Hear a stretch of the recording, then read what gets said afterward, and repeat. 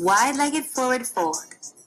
Step the feet nice and wide apart, parallel to one another, so that if your arms are stretched out, your feet would be directly under your hands.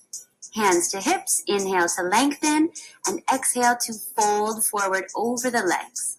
The hands can come to the floor.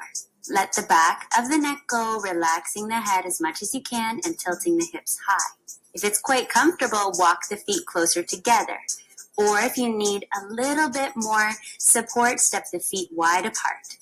We'll take a twist here, so bring the right hand down, turn the chest open, and send the left arm up to the sky. Our goal here is to stay light in the supporting hand and keep all the weight in the legs. You can also bring your flat palm right onto the lower back, just for a little additional help on that top shoulder. Release down, bring the hands to the hips with a flat back, and rise all the way back up to start.